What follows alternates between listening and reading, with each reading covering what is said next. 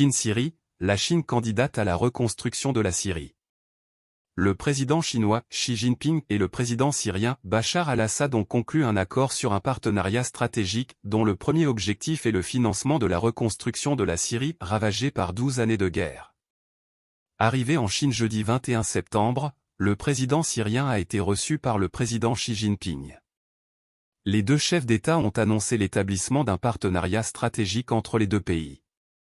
Le leader chinois a déclaré, je cite, « Face à une situation internationale pleine d'instabilité et d'incertitude, la Chine est prête à continuer à travailler avec la Syrie pour se soutenir mutuellement », avant d'ajouter, « La Chine continuera à fournir toute l'aide possible à la Syrie et soutenir les efforts des Syriens de reconstruction et de relance ». Fin de citation. Quant au président syrien, il s'est montré très reconnaissant envers le président Xi Jinping, en déclarant, je cite, « Je vous remercie et je remercie le gouvernement chinois pour tout ce que vous avez fait afin de vous tenir aux côtés du peuple syrien dans sa cause et ses épreuves. » Le président syrien parle des épreuves du passé.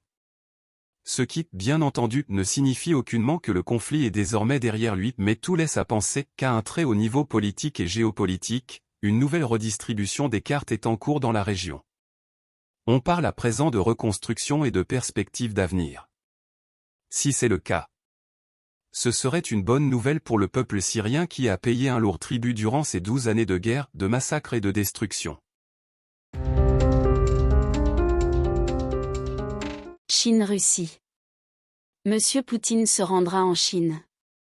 Le président russe Vladimir Poutine a confirmé qu'il se rendrait en Chine en octobre à l'invitation de son homologue chinois, Xi Jinping.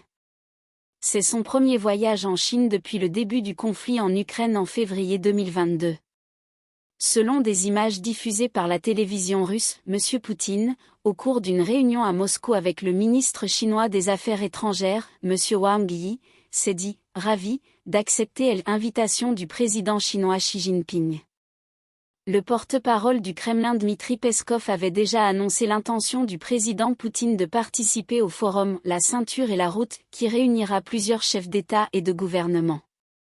Le ministre chinois des Affaires étrangères, Wang Yi, arrivé ce lundi en Russie, a eu un entretien avec son homologue russe, Sergueï Lavrov. Le ministère des Affaires étrangères russe avait mis l'accent, à l'issue de leur entretien, sur les positions, similaires, partagées avec Pékin sur les États-Unis et le conflit en Ukraine.